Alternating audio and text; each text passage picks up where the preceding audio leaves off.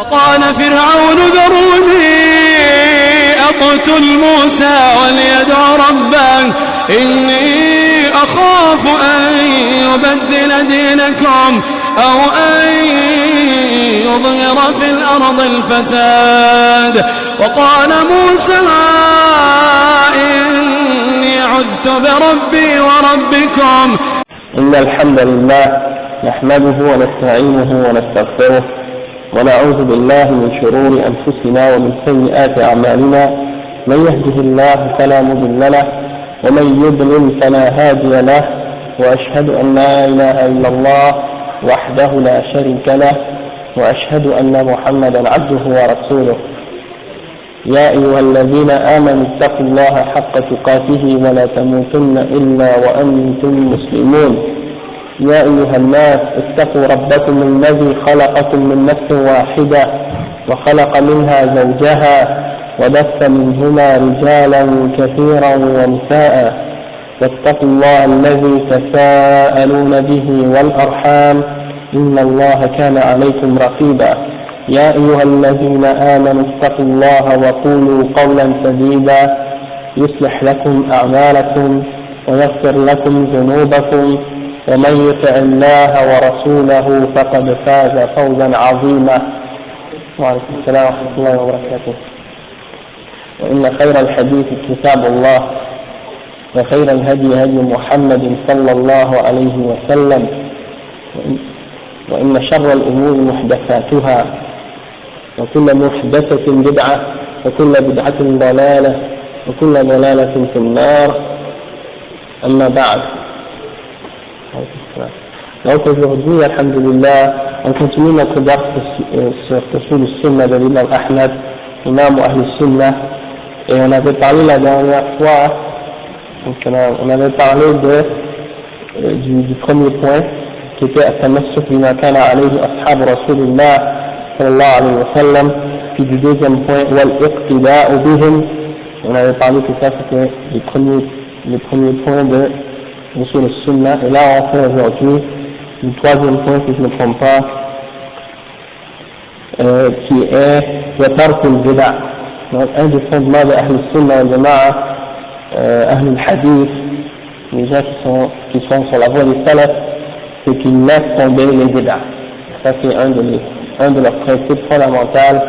C'est pour ça que l'imam Ahmad l'a mis comme troisième point dans les fondements de la Sunnah, ou les fondements de la Sunnah, ou donc tark al-bida' ou tark al-bida', il y a beaucoup de preuves de ça dans le Coran et dans la Sunnah.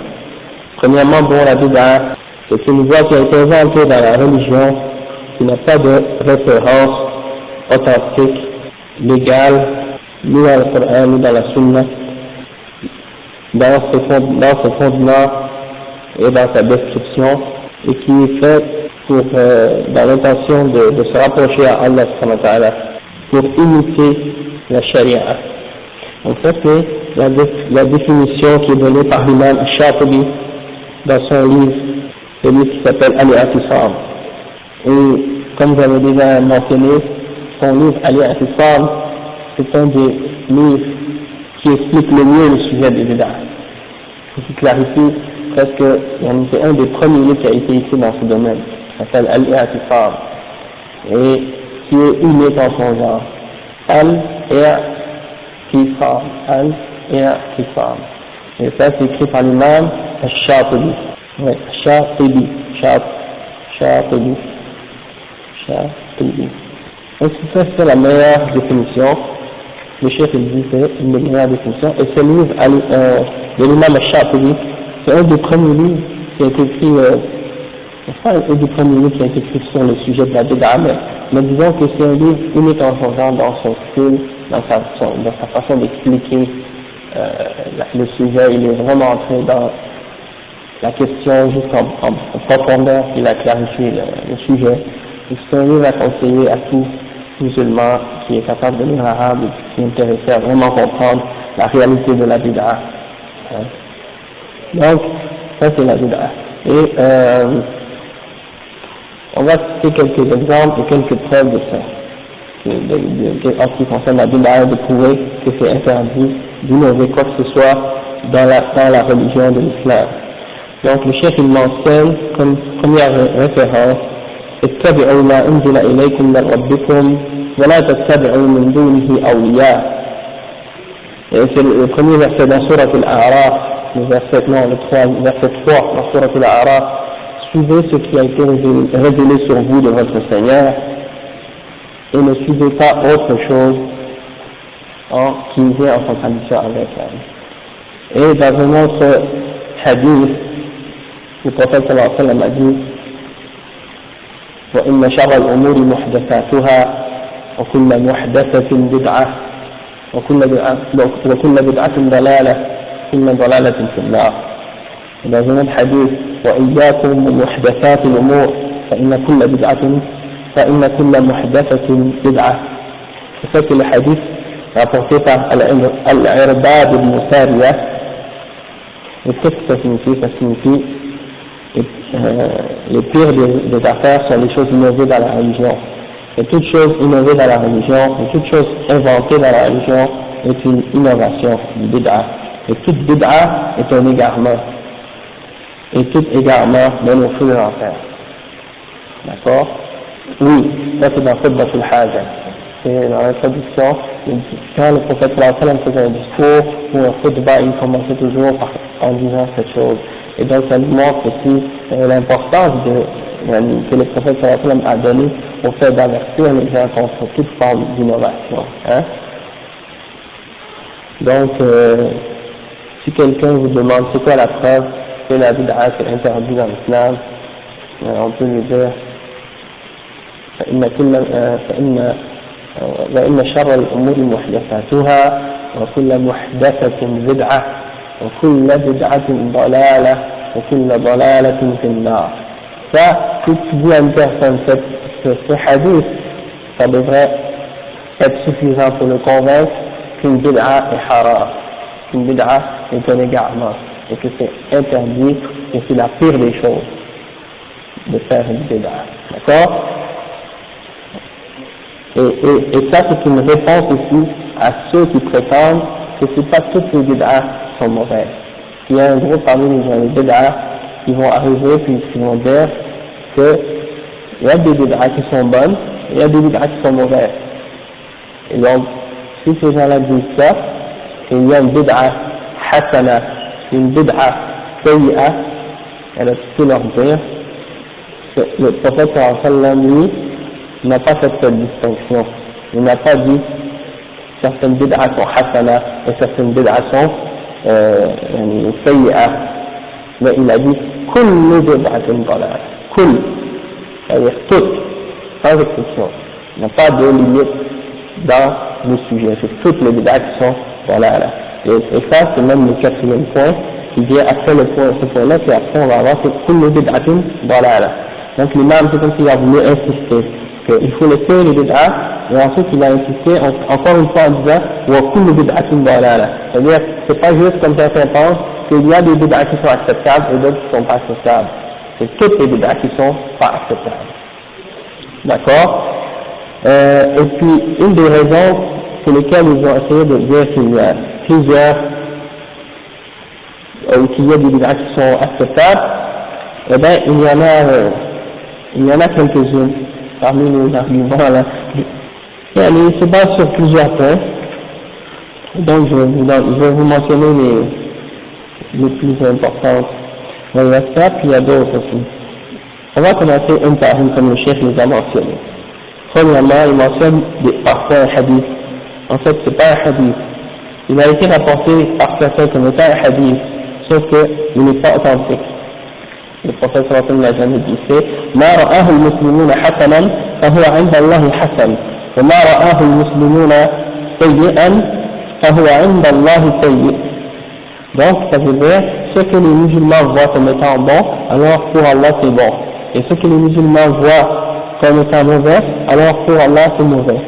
Cette parole attribuée au prophète sallallahu alayhi wa sallam n'est pas authentique, mais elle a été rapportée aussi selon un sahabi comme étant une parole d'un sahabi, c'était Ibn Mas'ud. Donc, dans ce cas, si c'est l'affaire d'Ibn Mas'ud, ça a été rapporté selon lui, donc c'est pas une preuve légale dans l'islam. Parce que dans l'islam, la parole autre que le prophète Mohammed sallallahu alayhi wa sallam n'est pas une preuve dans la charia. D'accord? Donc pour affirmer quelque chose, il faut que ce soit la parole du prophète Mohammed sallallahu alayhi wa sallam. Mais si par exemple la parole de Mas'ud, on l'analyse comme il faut et on regarde qu'est-ce qu'il dit, eh bien ça voudrait dire en fait par al-Muslimoun, c'est en particulier les Sahaba. C'est que les Sahaba voient, tous les Sahaba voient comme étant une bonne chose, alors c'est une chose qui est bonne, parce que ça c'est al-Ijma', c'est-à-dire c'est le consensus des musulmans. Donc si tous les Sahaba étaient d'accord sur une chose, ils ne peuvent pas être d'accord sur l'égarement. C'est comme un autre hadith qui est authentique du prophète sallallahu qui dit, لا تجتمع أمتي على ضلالة. Ma umma ne va pas s'unir sur l'égarement. Ne peut pas s'unir sur l'égarement. Donc, quand on parle de la umma ici, en particulier les sahaba et les ulama des sahaba, eux, ils ne vont jamais s'unir sur une chose qui est dalala. Donc, s'ils sont tous d'accord sur une chose, oui, c'est vrai, cette chose, elle est bonne, sans aucun doute. Parce que, les sahaba, en tant que jama'a ou en tant que sahaba, s'ils sont tous unis sur quelque chose, c'est considéré comme une hujja, comme une preuve. Et le chef, il dit, donc, si on le prend dans son point de vue-là, oui, ça pourrait être vrai. Mais par contre, s'il y a une différence d'opinion entre les sahaba, comme on l'a dit, eh bien, on ne peut pas prendre la parole d'un d'entre eux pour suivre ce qu'il a dit sans avoir la référence du Coran et de la Sunna pour le supporter. Il faut que la parole du sahabi, s'il a été en désaccord avec un autre sahabi, il faut voir sa preuve, il faut voir la raison pour laquelle il a été en désaccord, et puis là on retourne et on regarde lequel a été d'accord, lequel a été acceptable ou non. Il dit, vous avez quelques exemples. Le Coran a été rassemblé dans un livre. Ils disent que ça c'est une innovation, parce que ça n'existait pas au temps du prophète sallallahu alayhi wa sallam. Le tarawih, la prière durant le Ramadan, en gros, après le Isha, les gens qui font le Ramadan, ils disent que c'est une innovation. Et que Omar ibn al-Khattab a dit Ni'matul bid'a hadihi. Donc, quelle bonne bid'a, en disant c'est ça, c'est les paroles de Omar, quelle belle bid'a. Ni'matul bid'a hadihi. Donc, ils utilisent ça comme ça pour dire qu'il y a des bonnes et des mauvaises bid'a. Troisièmement, par exemple, ils disent la rédaction de certains ouvrages dans différentes sciences islamiques. Ça n'existait pas au temps du prophète sallallahu alayhi wa sallam. Beaucoup d'autres exemples de ce genre-là. Mais ça, c'est l'exemple le plus courant. Okay? Le tarawih et l'assemblage du Coran et des choses de ce genre-là. Donc, comme on a déjà mentionné, ils ont utilisé aussi comme référence la première exemple qu'on a donnée, puis cette citation de Omar qui dit Ni'matul bid'a hadihi. Et ça c'est souvent entendu chez ces gens-là, ils répètent toujours cette citation-là.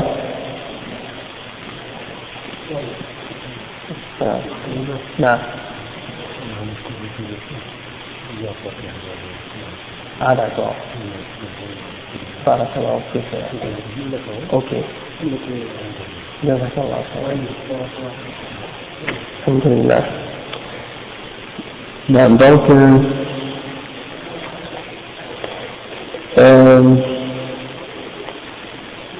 ils ont pris le hadith, donc ils ont essayé de limiter le hadith en se basant sur cette parole de Ibn Omar. Sauf que la réalité, c'est que, comme on a déjà expliqué ça dans plusieurs cours, la prière du Tarawih, elle a été faite même au temps du prophète Mohammed sallallahu alayhi wa sallam durant sa vie.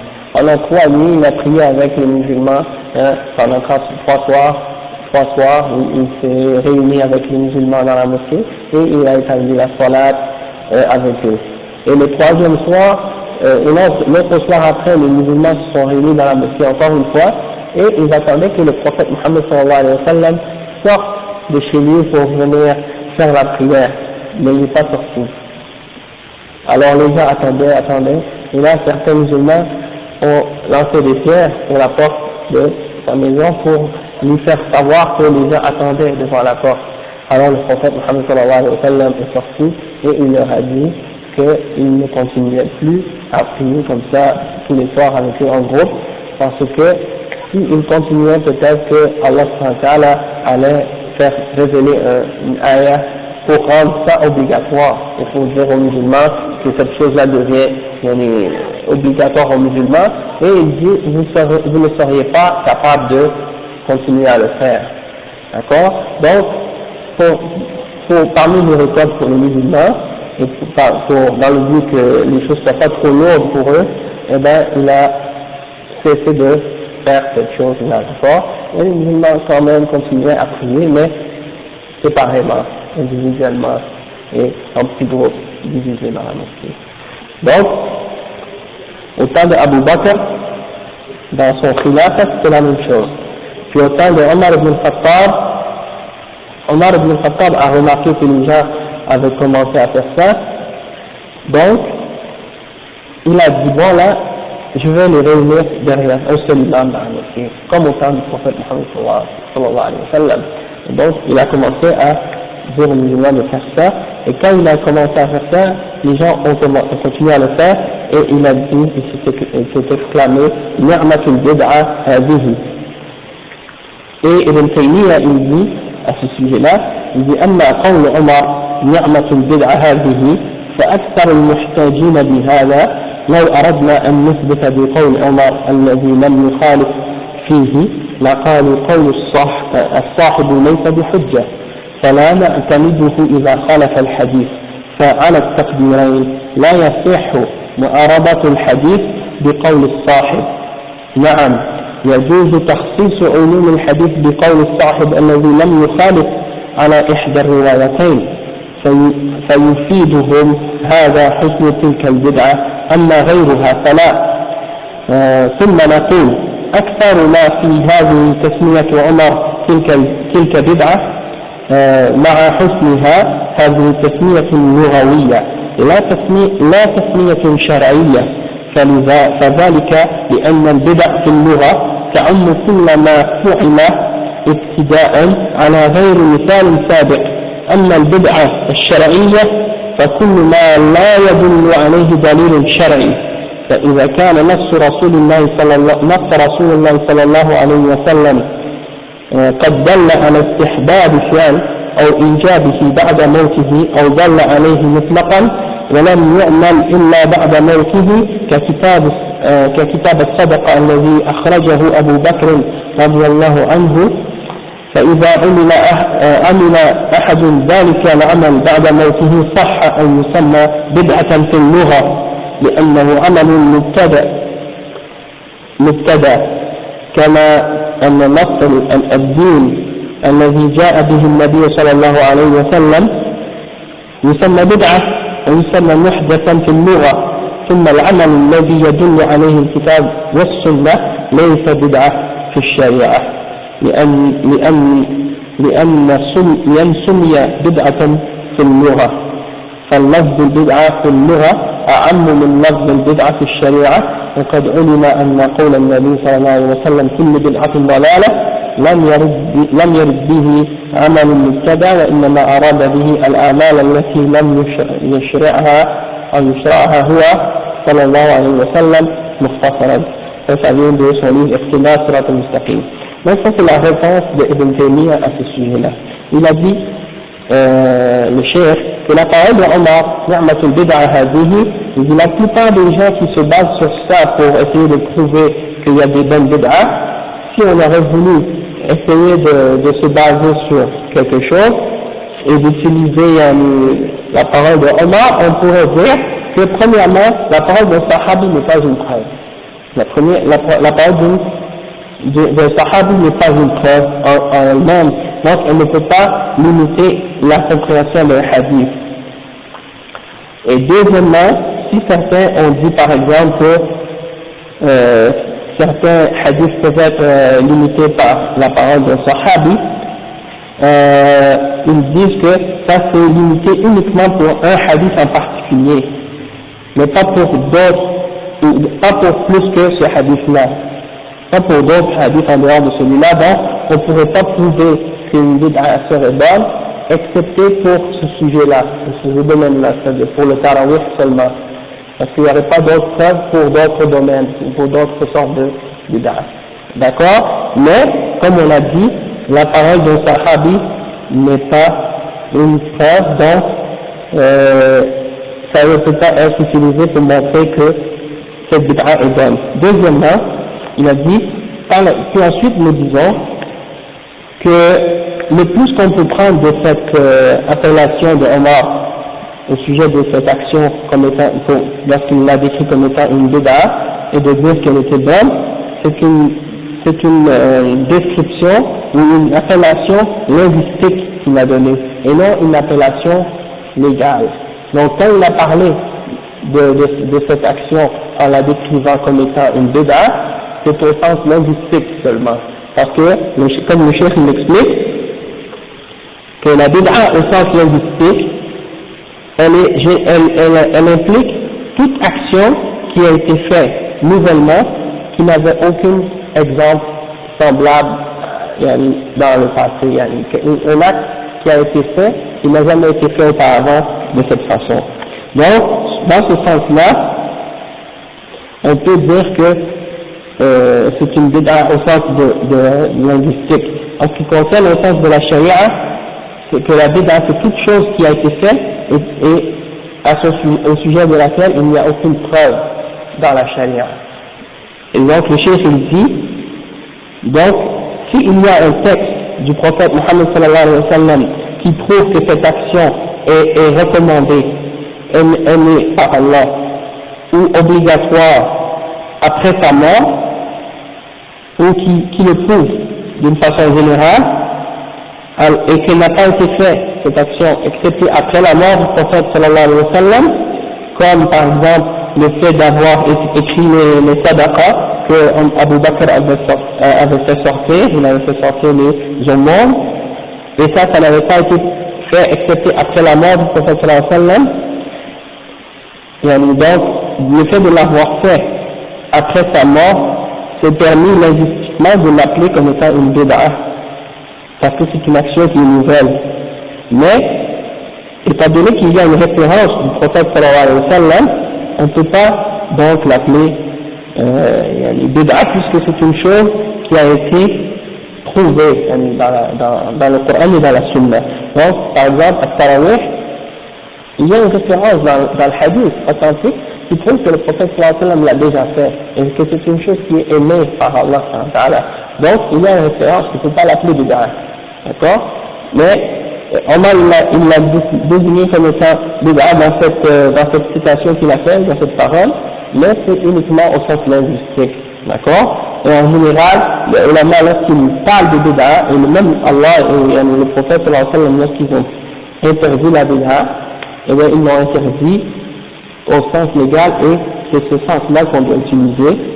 Donc, et on ne peut pas utiliser la parole de Omar comme étant une référence, puisque c'est pas une chose qui est en accord avec le Coran et la Sunna, et donc on doit uniquement se limiter à la compréhension du hadith selon le reste des hadiths.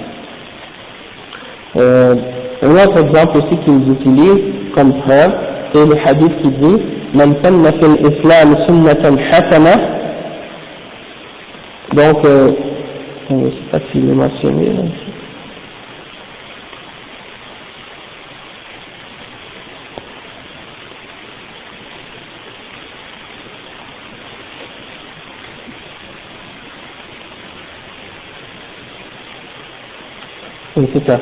من سن في الإسلام سنة حسنة فله أجرها وأجر من عمل بها بعده من غير أن ينقص من أجورهم شيئا ومن سن في الإسلام سنة سيئة كان عليه وزرها ووزر من عمل بها من بعده من غير أن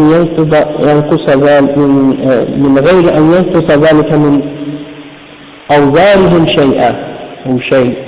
Donc ça veut dire celui qui a fait dans l'islam une bonne action, parce que sunna ça veut dire une action ou une voie, donc man sanna fil islam, celui qui a fait dans l'islam une bonne œuvre, une bonne action, alors il a la récompense de cette action et la récompense de celui qui le fait après lui.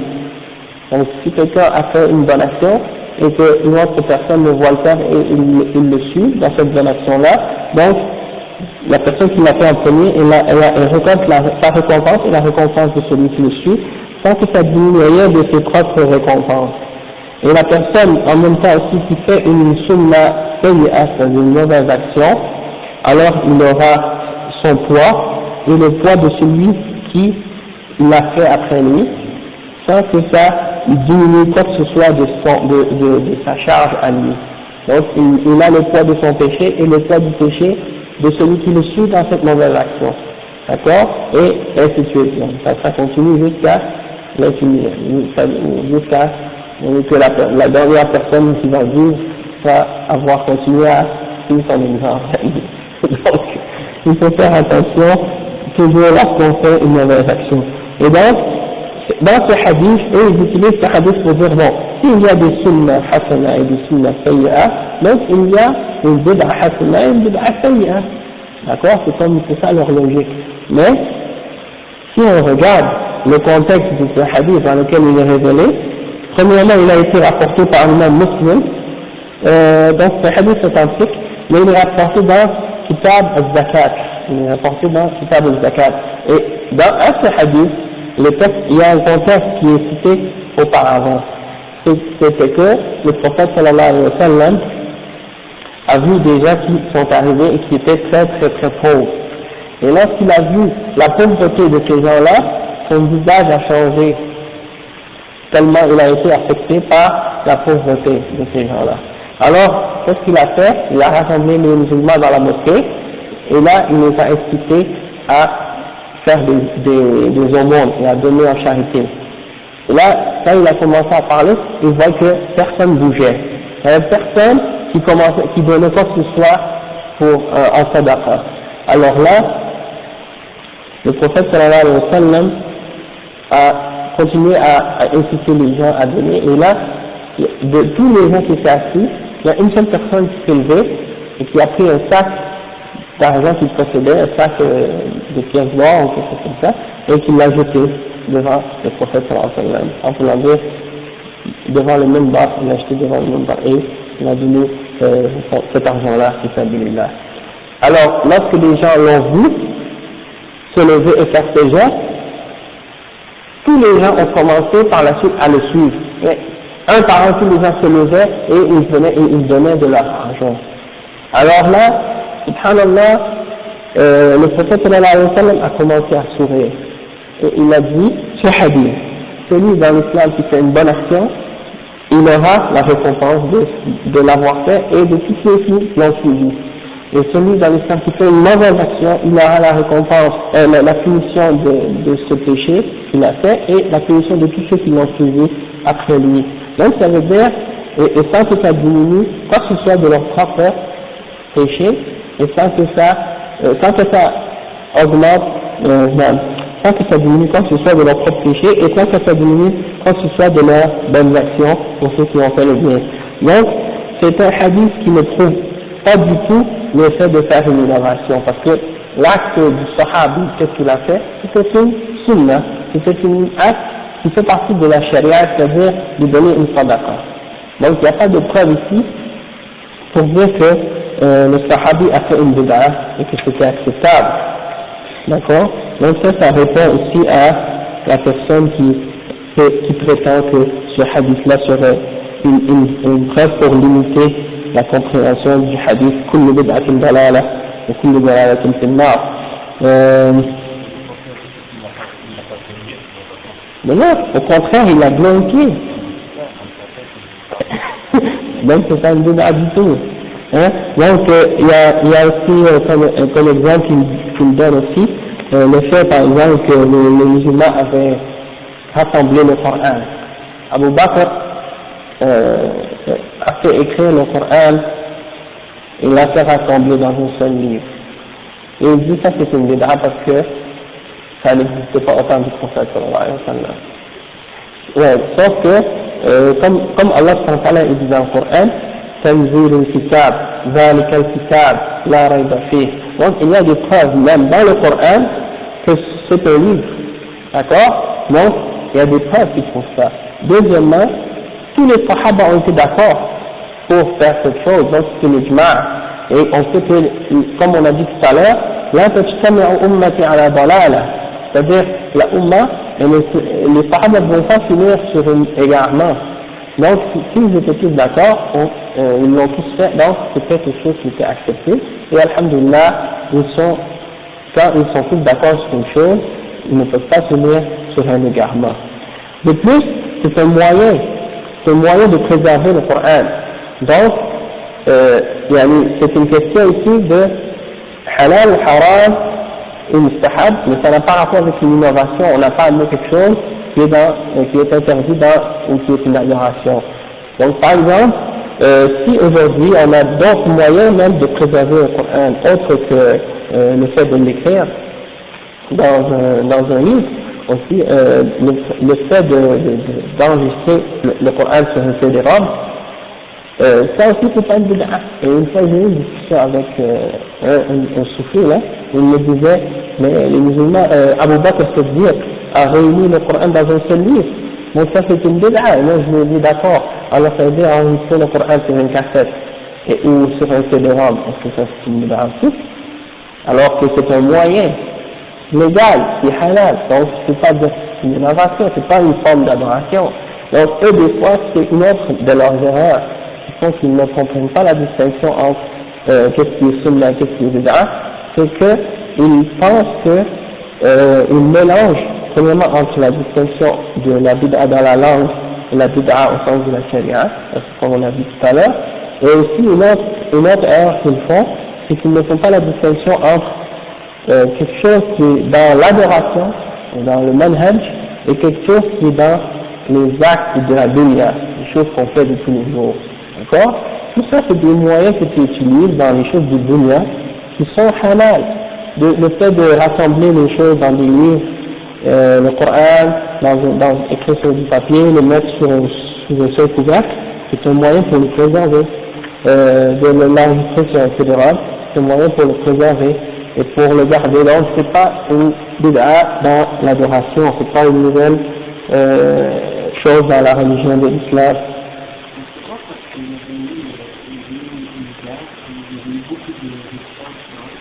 Oui, c'est ça.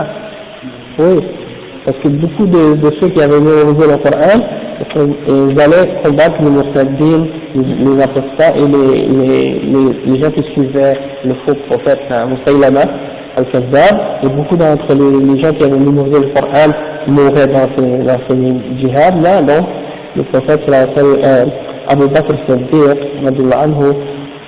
il a fait ordonner que le Coran soit écrit dans un livre, et ça a été approuvé par tous les sahaba de l'époque.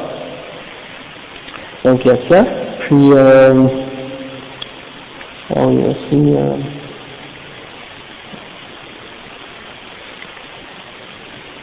donc il y a aussi le fait que, par exemple, il y en a qui mélangent aussi entre qu'est-ce qui est haram puis qu'est-ce qui est bid'a. Comme par exemple, il y en a qui mélangent le fait que entre qu'est-ce qui est haram et qu'est-ce qui est bid'a. C'est-à-dire, on sait nous qu'il y a une différence entre un péché et une bid'a. Il y a des musulmans qui ne comprennent peut-être pas la différence et qui pensent que personne qui fait un péché, c'est équivalent à une personne qui fait une bid'a ou vice versa. Sauf que juste pour vous donner un exemple,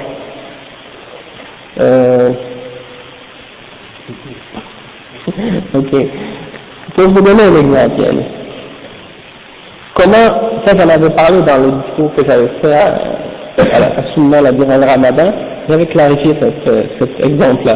C'est que, par exemple, au temps du prophète sallallahu alayhi wa sallam, il y avait un sahabi qui buvait tout le temps de l'alcool et qui était toujours en train de se saouler. Et celui-là, les gens l'appelaient Himar. Son surnom c'est Himar. c'est-à-dire un âne, les gens l'appelaient âne, ou mule, hein, donc les gens se sont rassemblés et ils ont dit subhanallah, yani, comment cette personne-là elle revient à chaque fois, parce que cette personne, le prophète sallallahu alayhi wa sallam, cette personne faisait souvent rire le prophète sallallahu alayhi wa sallam, et chaque fois il venait voir le prophète sallallahu alayhi wa sallam et il lui amenait des cadeaux, il amenait du miel, il amenait des choses comme ça, donc il aimait beaucoup le prophète Mohammed sallallahu alayhi wa sallam. Et il faisait rire le prophète sallallahu alayhi wa sallam, et les gens l'appréciaient là, mais étant donné qu'il se saoulait tout le temps, chaque fois il venait et les musulmans appliquaient sur lui la punition pour les gens qui se saoulent, c'est-à-dire les coups de fouet, d'accord? Donc, une fois, on l'a amené au prophète sallallahu alayhi wa sallam pour qu'il le fouette, pour qu'il applique la punition. Alors, parmi les gens qui étaient là, il y a un homme qui a dit La'anahullah, c'est-à-dire que Dieu le maudisse. Ma akthar ma yu'ta bihi ila al-Nabi sallallahu alayhi wa sallam. C'est incroyable combien de fois on l'amène pour voir le prophète sallallahu alayhi wa sallam pour le punir. Comme si, en voulant dire que Dieu le maudisse, parce qu'il vient trop souvent pour la même chose, à chaque fois parce qu'il était saoulé. Et le prophète sallallahu alayhi wa sallam a dit لا تلعنه فإنه يحب الله ورسوله. Il ne le maudit pas car il aime Allah et son messager. D'accord? Donc, vous voyez l'attitude que le prophète sallallahu alayhi wa sallam a eue vis-à-vis de ce musulman-là qui était un pécheur. D'accord? Le péché, c'est une chose haram, on le déteste le péché et celui qui le fait, mais quand même il reste que c'est un musulman et on ne doit pas le maudire et des choses de ce genre. D'accord? Et en plus celui-là, la preuve qu'il aimait Allah et son messager, c'est qu'il revenait constamment voir le prophète sallallahu alayhi wa sallam, et lui amenait des cadeaux et des choses de ce genre pour montrer qu'il l'aimait. Et donc, il savait, le prophète sallallahu alayhi wa sallam, que cette personne-là l'aimait réellement et qu'il aimait Allah. Mais par contre, il y a un autre exemple, c'est l'exemple de la personne qui fait une bid'a, et ça c'est l'exemple de l'homme qui est venu au prophète sallallahu alayhi wa sallam, alors que le prophète sallallahu alayhi wa sallam était en train de distribuer le butin. Et là ils avaient fait la conquête de la Mecque, ils étaient tous entrés à la Mecque, et ils avaient fait le contrôle, donc le prophète sallallahu alayhi wa sallam commençait à diviser le butin.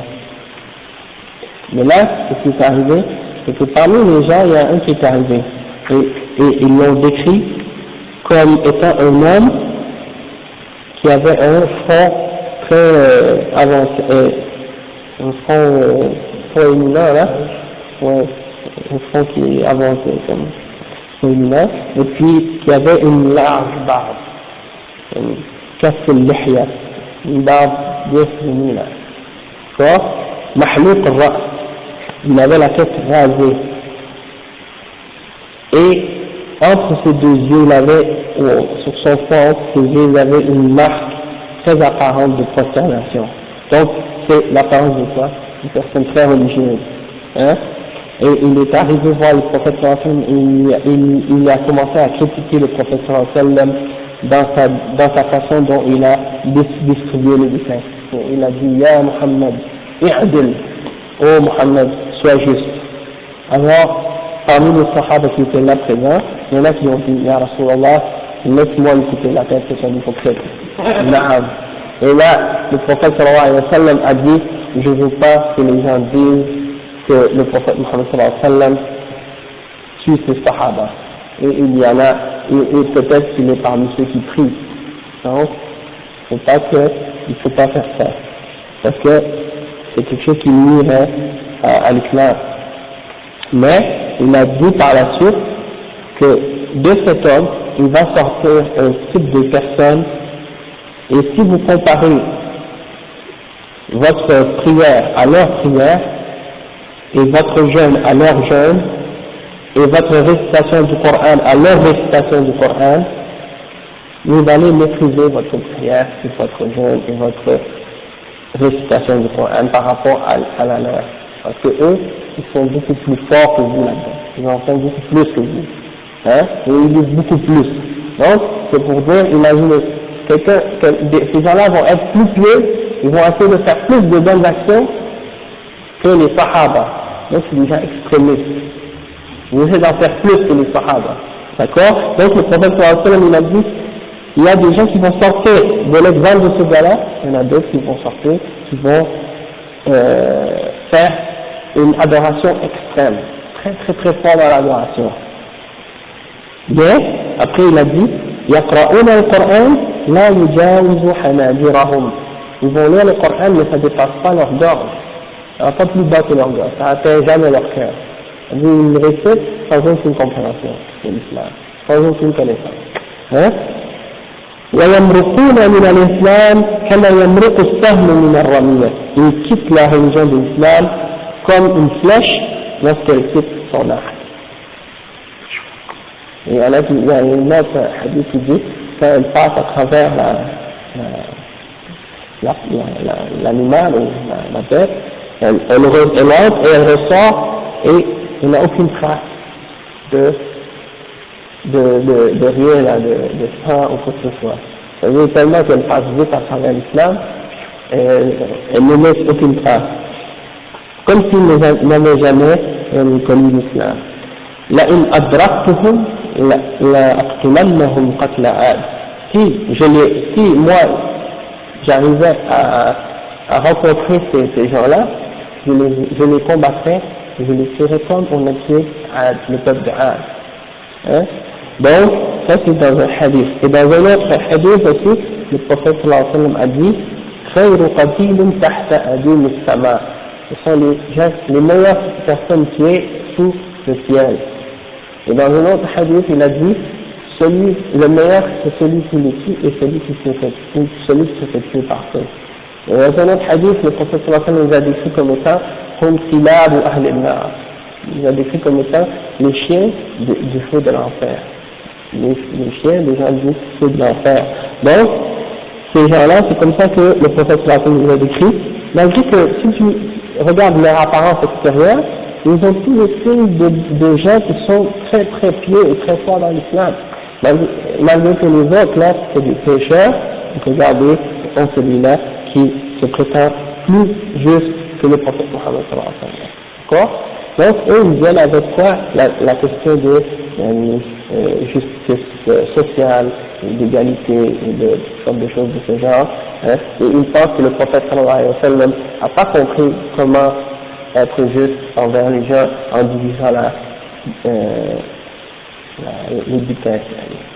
Le prophète sallallahu alayhi wa sallam savait très bien comment distribuer les butins.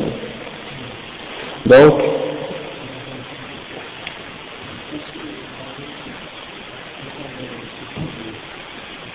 non, exactement, aujourd'hui, les gens de Ikhwan, les gens de Takfir, les gens de Jihad, la seule chose qu'ils disent quand ils critiquent quelque chose, il n'y a pas de justice sociale, il n'y a pas de ci, de ça. Mais pour discuter des autres, les fondements de l'islam et de la base de l'islam, ils le laissent complètement de côté. Et donc c'est pour ça que, comme quand par exemple ils vont critiquer l'Arabie Saoudite, parce qu'elle applique la charia, ils vont dire mais eux ils appliquent juste la charia pour les pauvres et ils laissent les riches, tu vois.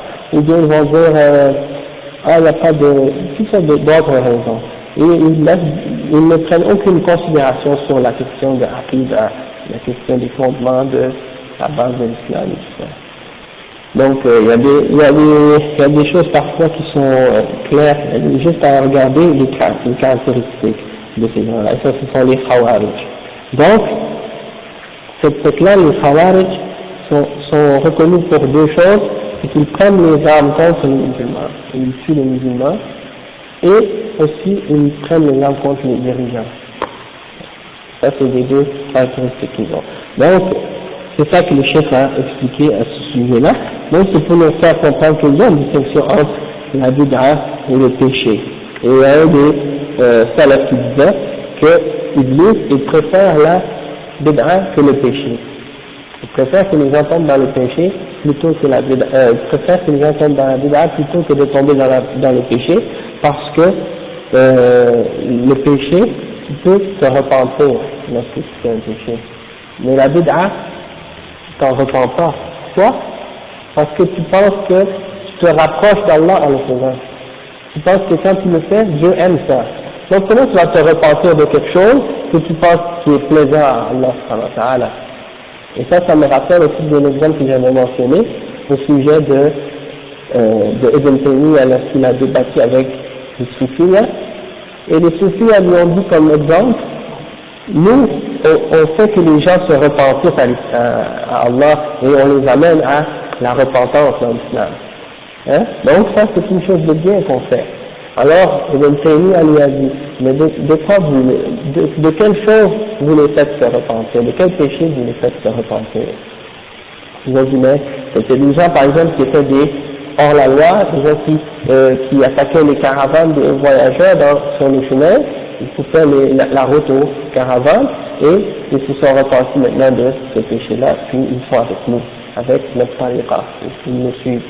Alors, Ibn Taymiyyah a dit, subhanallah, ils étaient mieux au temps où ils faisaient leurs crimes avec leurs péchés que leur état actuellement avec vous. Parce qu'avant, ils faisaient un péché et ils savaient que ce qu'ils faisaient c'était haram.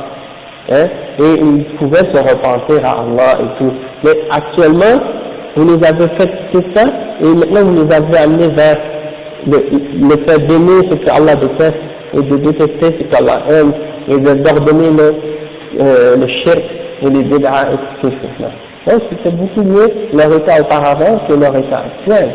Et un des salafs il disait à son fils, Ya Bunayya, parce qu'il avait vu son fils qui sortait de la maison d'un des gens de bid'a.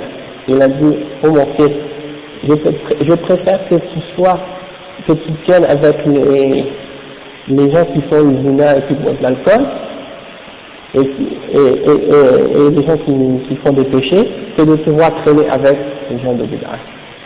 Parce que ces gens-là, les gens de bid'a, ils vont te faire entrer dans ces bid'a, et après ça c'est fini, tu quittes ta religion par la suite. Ils vont te faire petit à petit arriver à un point où tu vas renier quelque chose qui vient d'Allah, ou accepter quelque chose qui ne vient pas d'Allah. Tandis que les gens qui font des péchés, eh bien, si tu es avec eux, tu fais des péchés, après tu sais que qu'est-ce que tu fais c'est haram, donc tu te repens, et puis ça y est, tu reviens dans le chemin. Tandis qu'avec ces gens-là, il n'y a plus de repentance. En général, les gens qui rentrent dans les bid'a, c'est très difficile pour eux de quitter cette bid'a. Hein? Donc, ça c'est un point qui est très très important à comprendre, qu'il ne faut pas mettre la bid'a et le péché au même niveau pour penser que les deux sont équivalents. Et c'est pour ça que lorsque les musulmans, nous, on avertit contre un musulman qui fait des bid'a, c'est une chose obligatoire. Et c'est une obligation de faire comprendre aussi que le danger qui vient de cette personne qui appelle à une bid'a est beaucoup plus grand que une personne qui fait un péché en particulier. Et que c'est très grave de laisser quelqu'un qui fait une bid'a sans mentionner son erreur. Et comme on va voir plus tard, au sujet d'une personne qui fait des bid'a, qui appelle les gens à la suivre, il n'y a pas de rida. C'est-à-dire le fait de mentionner, d'avertir les musulmans contre lui, et de les avertir contre lui pour pas que les gens soient trompés par son erreur, par sa bid'a et tout, ça rentre pas dans le fait de parler dans le dos d'une personne. Ça rentre pas dans le fait de parler dans le dos d'une personne, même que c'est obligatoire de faire ça. Ça rentre dans une obligation dans le but de préserver l'islam et la charia, et dans le but de défendre l'islam contre toutes sortes d'innovations. J'avais une question là.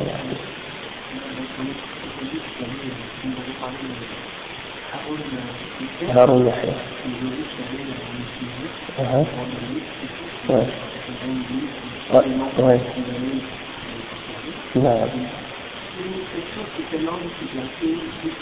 Ouais. Ouais.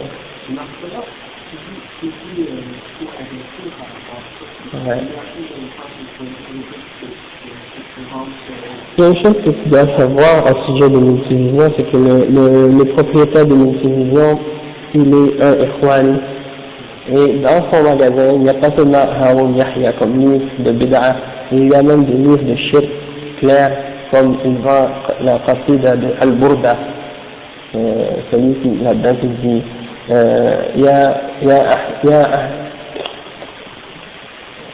يا أحسن الخلق ما لي ألوذ به سواك عند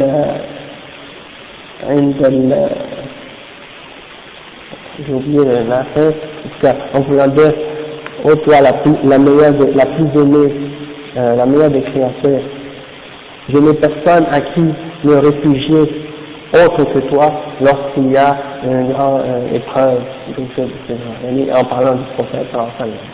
Donc, dans cette qasida, il y a le fait de demander ou de chercher le refuge en le prophète sallallahu alayhi wa sallam lorsqu'il y a un danger ou un problème. Et ça, c'est shirk. On a déjà parlé de ça. Et il y a aussi d'autres vers dans lesquels il dit وإن من ضرتك الدنيا وإن من جودك الدنيا وضرتها وإن من علمك علم اللوح والقلم.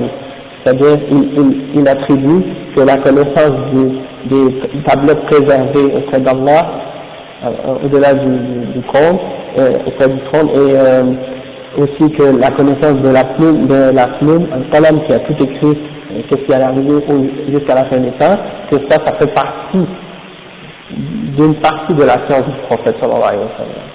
Donc, c'est comme s'ils attribuent au prophète sallallahu alayhi wa sallam une connaissance du ghaib et une connaissance de toutes choses, comme la connaissance d'Allah.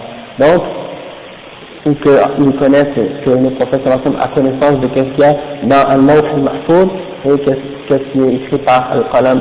Et ça, c'est donné au prophète sallallahu alayhi wa sallam une attribut que seul Allah possède. Et ça, c'est shirk billah aussi. Donc, c'est une forme de ghulou, une forme d'extrémisme au sujet du prophète sallallahu alayhi wa sallam. Non. Et moi, je l'avais dit quand je suis allé une fois à une conférence à M. Oumma, et ils avaient fait comme un kiosque de leurs livres, hein, et là je vois, ils ont tous les livres de Bid'a, tous les Tariq Ramadan, l'autre là, Al-Qardawi, et Haroun Yahya, et ce livre de Soufi là, Al-Burda.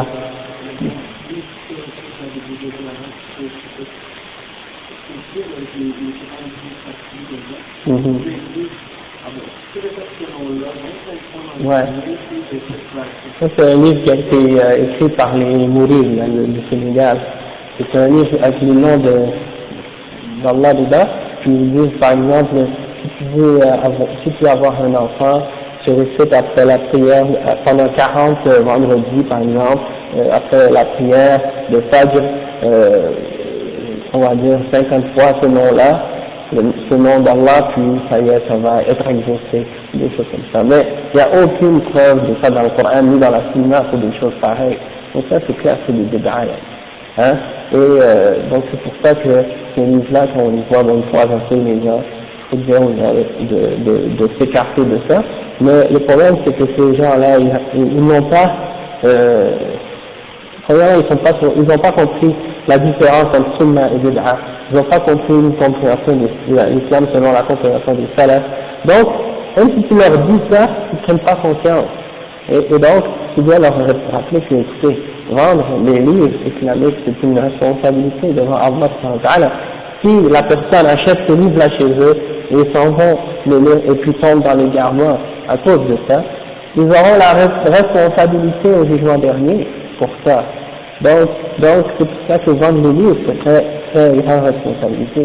Et donc ils devaient plutôt essayer de vendre les livres écrits ou traduits par les ulama, ou écrits par les ulama, puis traduits par les musulmans qui sont sur la voie des salafs. Et souvent ils éloignent les gens de la lecture des livres des ulama salafis.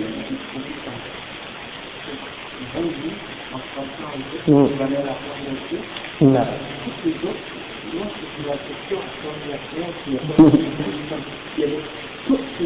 Ouais. Oui, mais puis aussi ils ont pas juste les livres, ils ont même les CD là, audio et tout là. Et dans ce CD, il y en a un qui même qui essaie de nier la réalité du monde là, qui te dit que ce que tu vois avec tes yeux, c'est ça, c'est une vision, c'est pas la réalité, ça n'existe pas, c'est tout dans ta tête, donc le monde actuel là, ça n'existe pas, et puis ça c'est grave, les choses de ce genre,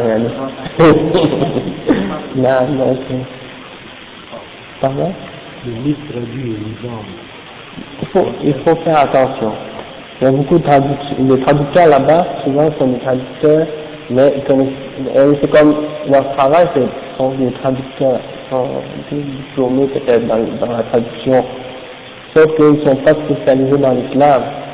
Donc ils traduisent les choses mot à mot parfois.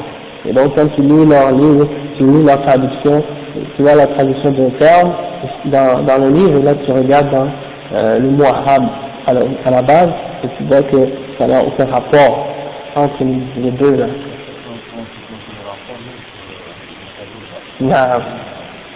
Ouais. Exactement. Il traduit mot pour mot un mot là. Et il y a des mots, il y a des termes en arabe ou dans l'islam qui sont des terminologies spécifiques au domaine de la religion musulmane. Donc, le fait de trouver un mot synonyme qui est exactement, qui a la même connotation en français là, qui va traduire exactement la même idée qu'en arabe, comme tawhid par exemple.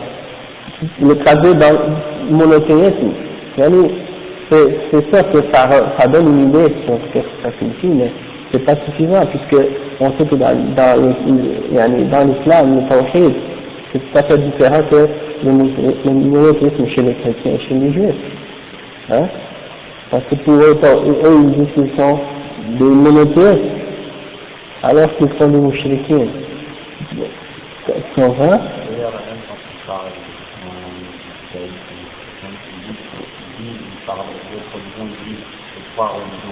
Exactement. Donc, ils disent ça, les troisièmes monothéistes, alors que ce ne sont pas des monothéistes. Ils disent que Jésus est le Fils de Dieu et Dieu incarné et qu'il y a trois dieux qui forment un, et les autres, les juifs, et qu'on ne peut pas comprendre parce que c'est un mystère. Hein. Donc pour eux, avec le fait de dire que c'est un mystère, ça y est, c'est une preuve. Et ça, c'est la réponse qu'ils ont à toutes les objections qu'on peut dire à ça. Là. Ils vont te dire, non, c'est un mystère, tu ne peux pas comprendre. Tu vas juste comprendre lorsque tu vas être mort. Mais lorsque tu vas être mort, il va être trop tard. Donc c'est fini. Et moi, je leur avais dit une fois, je leur avais dit, mais c'est pas le fait que tu déclares qu'une chose est un mystère, ça ne veut pas dire que cette chose-là est vraie. Hein? Parce que moi, je peux inventer des mystères. Bon, hein, je peux inventer des choses qui disent que c'est des mystères, alors que c'est pas vrai. Donc, il faut voir la référence de ça, d'où ça vient. Pour dire comme un autre argument,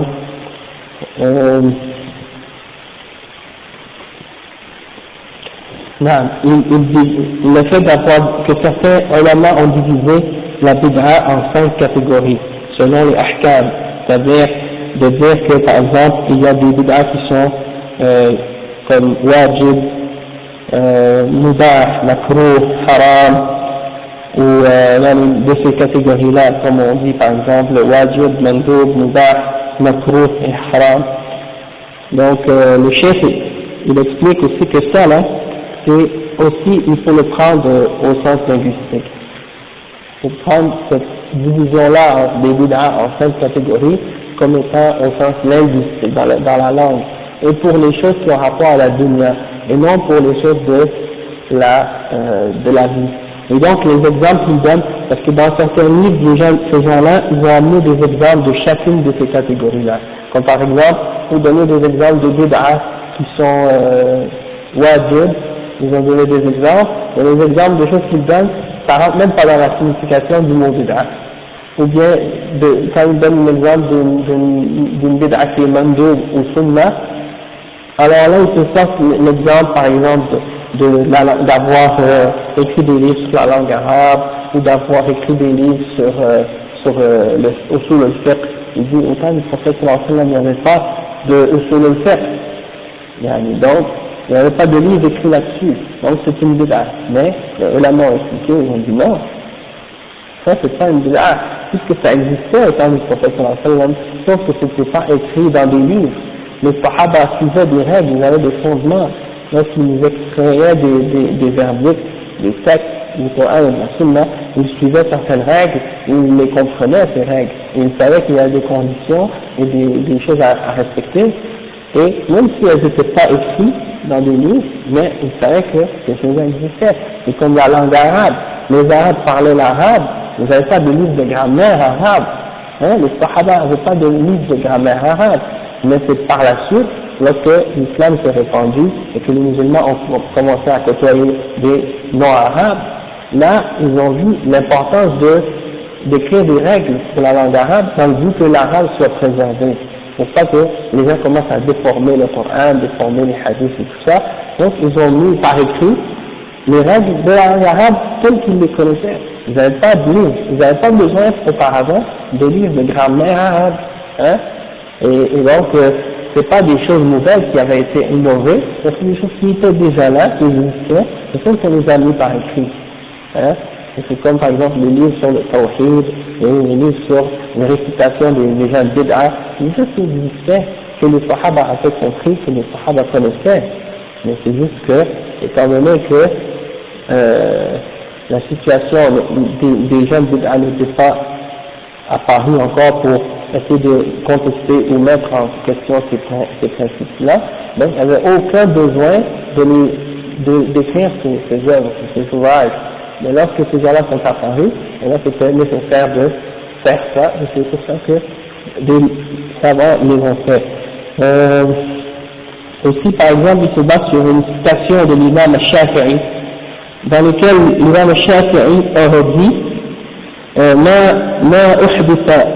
أحدث يخالف كتابا أو سنة أو أثرا أو إجماعا فهذه بدعة ضلالة وما أحدث من الخير لا خلاف لواحد من هذا فهذه محدثة غير مذمومة. Et dans une autre citation aussi pareille, il a dit البدعة بدعتان بدعة محمودة وبدعة مذمومة فما وافق السنة فهو محمود فما خالف السنة فهو فما وافق السنة فهو محمود وما خالف السنة فهو مذموم. Et c'est basé sur la citation de Omar ibn al-Khattab ni'matul bid'a hadihi. Donc eux ils disent que la citation de Shafi'i qui dit ce qui a été innové et qui n'est pas en contradiction ni avec le Coran, ni avec la Sunna, ni avec une athar, ni avec une ijma', un consensus, donc c'est une bid'a qui est égarement. Et ce qui a été innové et qui est bon et qui n'est pas en contradiction avec aucune des choses qu'on a mentionnées, alors cette bid'a elle est pas blâmable et pas mauvaise. Et dans une autre citation aussi, il a dit que la bid'a, il y en a deux, une bid'a qui est bonne et louable et une bid'a qui est blâmable. Et celle qui est en accord avec la sunna, alors c'est celle qui est louable, et celle qui est contraire à la sunna, elle est blâmable, et c'est basé sur la parole de Omar ibn Khattab au sujet du Ramadan, donc ni'matul bid'a hadihi. C'est basé sur cette citation de Ibn Omar. Et premièrement, une chose qu'on doit comprendre, c'est que cette citation-là, elle est ramenée dans Hilyat al-Awliya par, selon Harmalat ibn Yahya, et dedans il y a Abdullah ibn Muhammad al-Atshi, et ils ont mentionné dans Tarikh al-Baghdadi que dans aussi al-Sam'ani dans son livre Al-Ansar, ils ont rapporté à son sujet, ils n'ont pas mentionné à son sujet aucun jarh et aucun ta'dil, c'est-à-dire ils n'ont pas fait aucune connotation négative ou positive à son sujet. Et l'autre cheikh, il s'appelle Ali Hassan, un des élèves du cheikh Al-Albani, il a mentionné que c'était une personne qui est inconnue, qui était dans cette chaîne de narrateurs. Donc dans ce cas-là, déjà là il y a un certain doute au sujet de la chaîne de rapporteurs dans la citation de l'imam Shafi'i, donc on ne peut pas être certain de l'authenticité. Deuxièmement, c'est que comme on a dit tout à l'heure au sujet de la parole du Sahabi, Ibn Omar, que c'était pas une hujja à laquelle on pouvait opposer un hadith, eh bien la parole d'un imam qui est venu après Omar ibn Khattab, c'est encore moins une hujja. Donc on ne peut pas utiliser ça comme étant une chose qui peut limiter la compréhension d'un hadith. Et donc, et comme on a déjà expliqué, on a parlé que on n'a pas le droit de suivre aveuglément les paroles d'un imam, peu importe qui il est, si qu'est-ce qu'il a dit est en contradiction avec le Coran et la Sunna. L'imam al-Shafi'i a dit lui-même, il va sahha al-hadith, fahuwa madhabi. Si le hadith est authentique, alors c'est mon madhab. Et l'imam al-Shafi'i, ça a été rapporté à son sujet d'une façon authentique que l'imam al-Shafi'i lui-même a dit الاستحسان إنما الاستحسان تلذذ dans son livre الرسالة qui était le premier livre qui a été écrit dans le domaine de Usul al-Fiqh, c'est le premier livre qui a été écrit dans le domaine de Usul al-Fiqh, et lui il a dit dans son livre là il a un chapitre qui s'appelle Ibtal al-Istihsan, c'est-à-dire de montrer la fausseté de celui qui essaie de rendre une bid'a bonne, ou de rendre quelque chose de bon, sans preuve, de dire qu'une bid'a est bonne. Donc il a dans son livre aussi il a ce chapitre-là, et dans Al-Risala, il a parlé de ça aussi. Et dans son livre Al-Risala, il a lui-même exprimé l'opinion que la parole d'un sahabi, s'il a eu une position par laquelle il s'est distingué des autres sahaba, il n'est pas une preuve en lui-même. Et il n'est pas obligatoire de le suivre. Donc, qu'est-ce qu'on dit si c'est pas la parole d'un sahabi, comme l'imam al-Shafi'i lui-même? Et ça c'est contraire même au fondement de l'imam al-Shafi'i lui-même. Et il a dit, l'imam al-Shafi'i, innama al-istihsan talazzuz,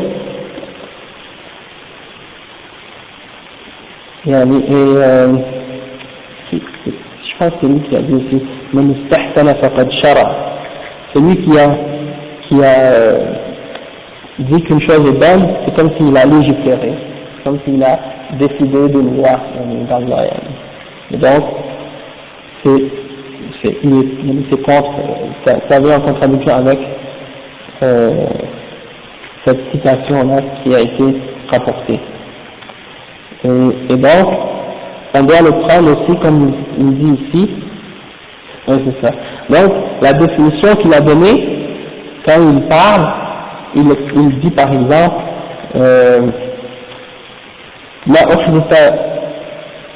ما أحدث يخالف كتابا أو سنة أو أثرا أو إجماعا فهذه بدعة ضلالة. Donc, ça en réalité, la première partie de ce qu'il dit, c'est ça la définition de la bid'a dans l'islam. C'est-à-dire quelque chose qui n'est pas prouvé ni par le Coran, ni par la Sunna, ni par une citation d'un sahabi, ni par une ijma'. Donc ça c'est une bid'a dans l'islam. Mais l'autre partie de ce qu'il dit, comme ce qui est innové de bien et qui ne fait pas partie d'aucune de ces, qui n'est pas prouvé par aucune de ces preuves-là, ou de ces références-là, alors c'est une chose qui n'est pas blâmable, ça on doit le prendre au sens de la bid'a dans le sens linguistique. D'accord? C'est pas une bid'a dans le sens de la religion. C'est comme ça que le cheikh explique, parce que sinon, c'est contraire avec même le principe de l'imam lui-même. Non. Ok. C'est que, oui. Il a donné deux définitions. L'imam al-Shafi'i a dit que la bid'a est de deux catégories. Donc il y en aurait une qui serait louable, et c'est celle qui a une preuve. Non, il y en a une qui serait blâmable, c'est celle qui n'a aucune référence, ni dans le Coran, ni dans la Sunna, ni dans l'Athar, ni dans l'Ijma'. Athar, c'est une citation d'un Sahabi, ou d'une parole d'un Sahabi. Donc, elle n'aurait aucune référence, donc celle-là elle est blâmable. Mais si elle a une référence dans ces choses-là et qu'elle les donne, alors dans ce cas-là c'est louable. Là on dit, dans ce cas-là c'est la référence dans le Coran et la Sunna, alors c'est pas une bid'a en partant, c'est une chose qui fait partie de la charia. Et donc de l'appeler bid'a, c'est en fait au sens linguistique qu'on doit le prendre, et non au sens de la charia ou au sens de la religion. D'accord? L'ijma' bon, l'ijma' c'est premièrement pour les sahaba, mais par la suite il y en a une différence en ce qui concerne est-ce que un consensus de ulama à une autre époque que celle des sahaba peut être accepté aussi, et certains ulama disent oui et certains ulama disent non. Certains disent que une ijma après les sahaba ça peut être acceptable, et d'autres disent non. Et donc ça c'est un point de différence un peu. Et il y en a parmi des ulama à une certaine époque qui ont dit que la porte de l'ijtihad était fermée. La porte de l'ijtihad était fermée. Donc ils ont dit que c'est interdit par la suite pour quelqu'un de faire un ijtihad, c'est obligatoire de suivre le madhab aveuglément, puis on ne peut pas retourner au texte directement pour essayer d'extraire un nouveau hukm sur quelque chose. Et là, les ulama ont dit premièrement, pour dire ça, il faudrait premièrement de dire que la porte de l'ijtihad est fermée. Ça en lui-même c'est déjà une ijtihad. Comment vous pouvez faire une ijtihad sur un sujet alors que vous dites que l'ijtihad n'est pas fermé? L'ijtihad, c'est quand tu fais un effort, le mot ça vient de faire un effort dans le but de chercher un verdict en te basant sur les textes de la charia pour essayer de dire que est-ce que quelque chose est halal ou haram. Tu vois? Donc, le principe général, l'ijtihad, c'est comme, ça fait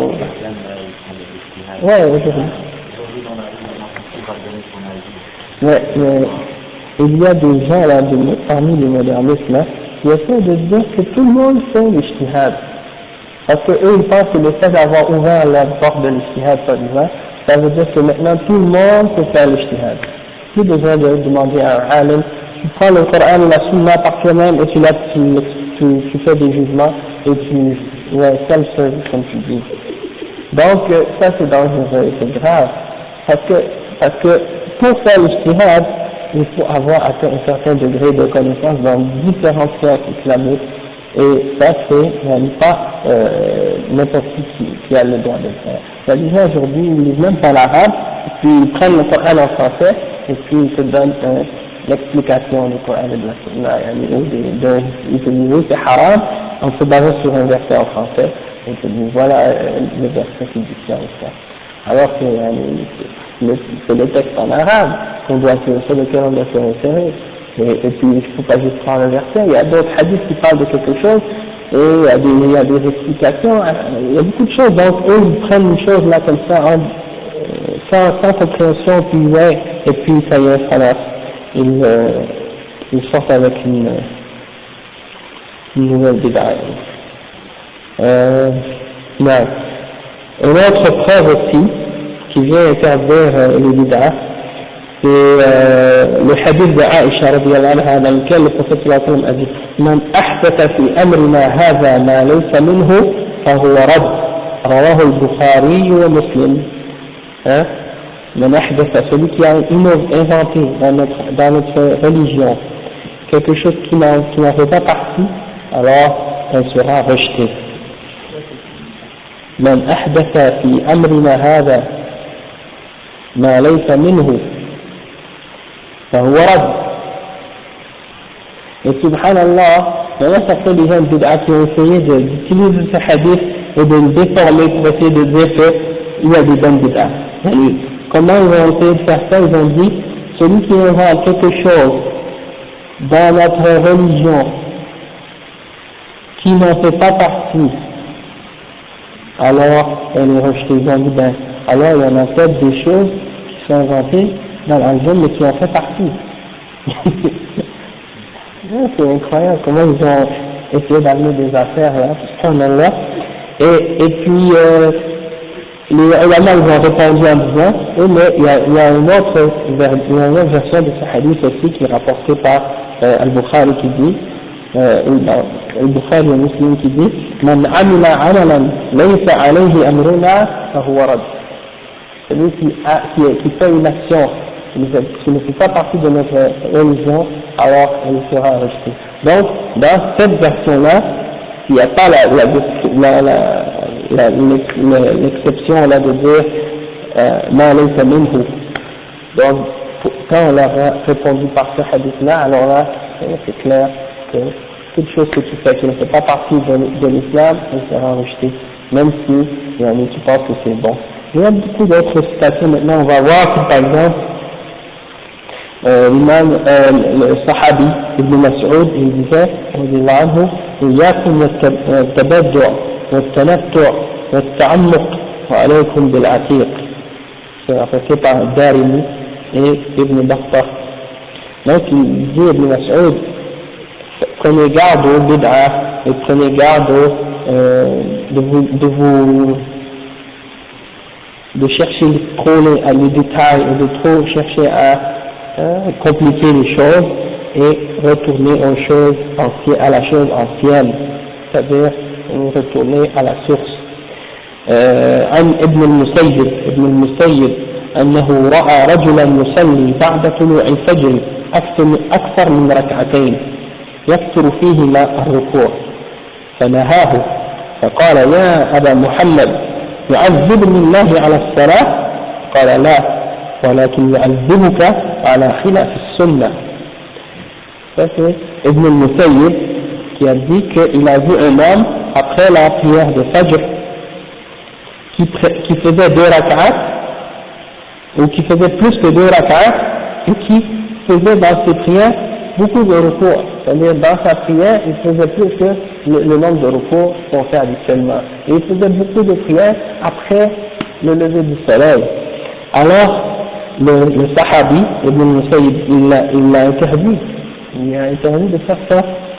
Et la personne qui faisait ça, elle a dit Ya Aba Muhammad, ou Aba Muhammad, Allah va me punir pour une prière. C'est-à-dire, parce que je fais une prière, Dieu va me punir.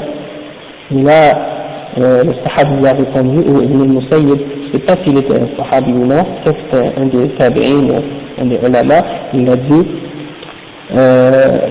non, il ne va pas te punir pour la prière, mais il va te punir parce que tu as contredit la sunna. Hein? Donc, ça c'est un argument souvent des gens de bid'a, quand ils font des bid'a, ils disent est-ce que dans l'islam le dua c'est haram? Est-ce que dans l'islam le prier c'est haram? Pourquoi tu me dis que qu'est-ce que je fais c'est bid'a? Et le chef a dit ouais, mais c'est bien, tu fais la prière, machallah c'est bien, sauf que tu n'as fait pas selon la sunna. Et donc, c'est le contraire, la sunna c'est pas accepté. Hein? C'est comme la personne qui comme lui, il faisait plein de recours dans sa prière, il se levait, il ne veut pas l'exemple du prophète. Donc, il va dire, mais, masha'Allah, au moins il prie, il ne dit pas quelque chose qu'il fait, là. De nos jours, les gens, ils ne font même pas la prière. Hein? Et là, c'est bien beau de vouloir faire la prière, mais il faut que son action soit en accord avec la sunna, c'est pas suffisant.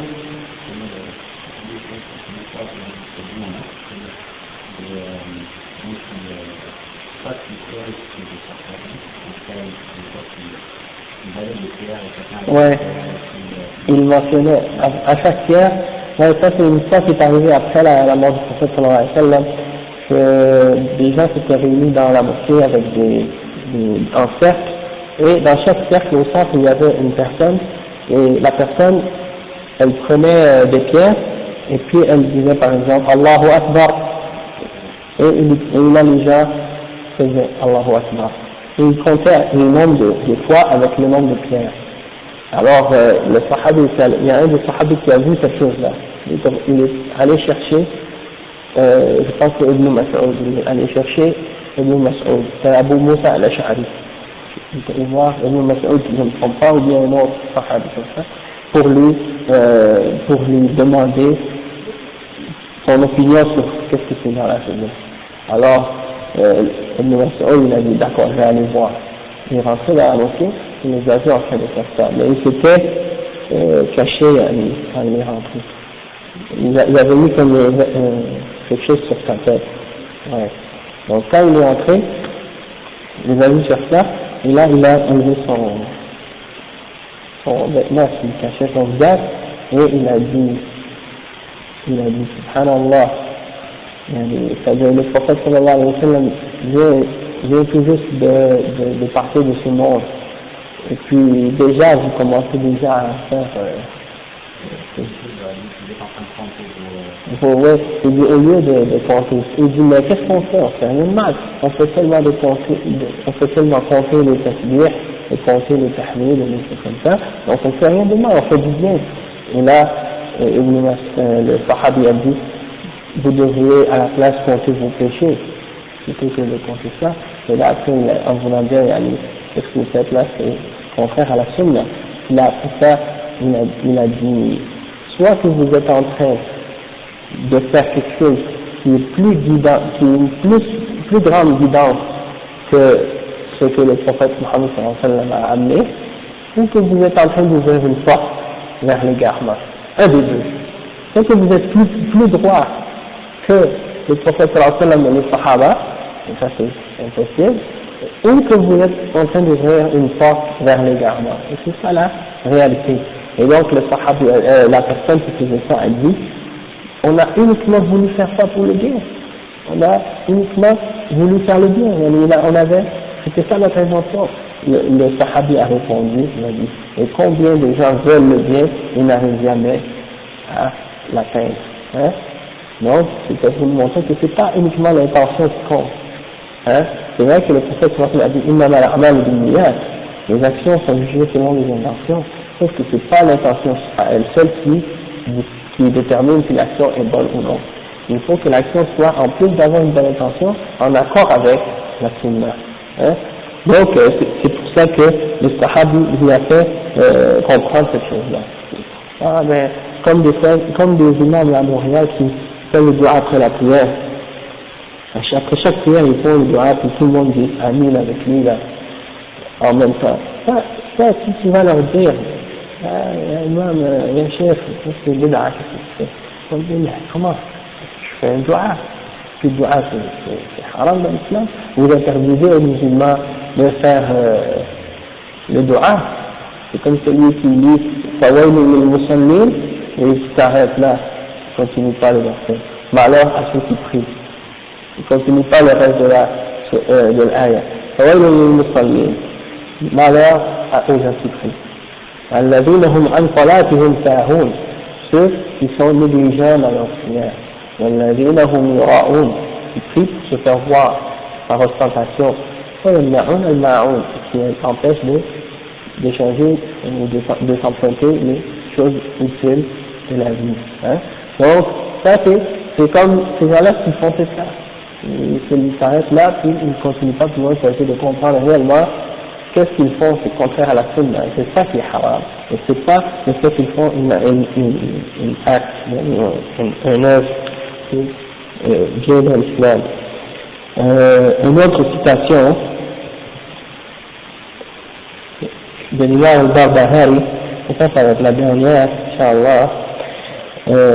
L'imam Al-Hassan ibn Ali al-Barbahari, il a dit dans son livre Usul Sunnah, Sharh Usul Sunnah, واحذر من صغار المحدثات فإن صغار البدع تعود حتى تصير كبارا وكذلك كل بدعة أحدثت في هذه الأمة كان أولها صغيرا يشبه الحق فاغتر بذلك من دخل فيها ثم لم يستطع المخرج منها وصارت دينا يدان به فخالف الصراط فخرج من الإسلام فانظر رحمك الله من كل من سمعت كلامه من أهل زمانك خاصة فلا تجعلن ولا تدخلن في شيء منه حتى تسأل وتنظر هل تكلم فيه أحد من أصحاب النبي صلى الله عليه وسلم أو أحد من العلماء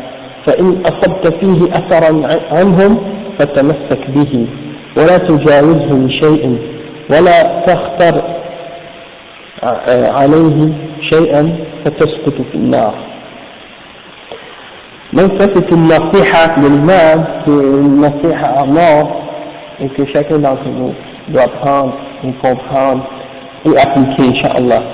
Il a dit, prends garde aux petites bid'ahs et aux petites innovations, parce que les petites innovations, c'est elles qui deviennent par la suite une grande bid'ah.